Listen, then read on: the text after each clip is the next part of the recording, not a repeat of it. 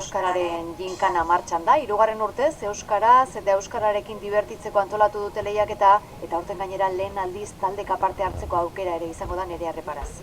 Kutxa Ekoguneak topagunearekin elkarlanean antolaturiko lehiaketa da Euskararen ginkana. 3. edizio honen berrikuntza nagusia taldeka parte hartzeko aukera da. Asteroko internet bidezko probetan puntuazio gehien batzen dituzten taldeak pasako dira San Telmo Museoan burutuko den lehiaketako finalan dira. Lehiaketan parte hartu ahal izateko talde, elkarte edo eragile bat ordezkatuko duten 4 eta 6 pertsona bitarteko taldeak osatu beharko dira. Itsasoleku ona topaguneko kidea eta ginkanaren antolatzaileetako bat parte hartzaile posibleen inguruan aritu da.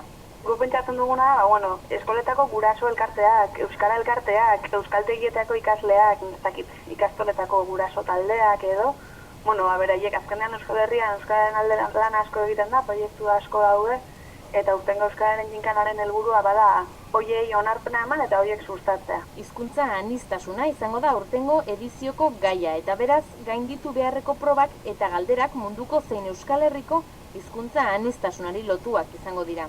Euskaldunok munduko hizkuntza aniztasunari egiten diogun ekarpen handiena euskarari eustea eta euskara besteoi ematea dela aipatu dute Kutxa Ekogunetik. Lehiaketak 2 fase izango ditu. Lehenengoa internet bidezko frogetan oinarrituko da. 6 aste iraungo ditu fase honek abenduaren 3tik hasita. irubebikoitza.euskararenginkana.net webgunean astero taldeek burutu beharreko probak argiteratuko dira. Eta 2. fasea finala izango da. Urtarrilaren 25ean San Telmo Museoan burutuko dena. Proposaturiko probetan puntu gehien lortu dituzten 4 talderen artekoa izango da lehia hori.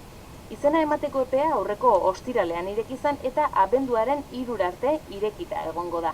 Euskararen ginkanaren webgunean izena eman behar dute, esanez ze eragile edo ze elkarte ordezkatzen duten, eta Euskararen ginkanaren sariarekin ze egitasmo Euskararen aldeko ze proiektu babestu nahiko luketen.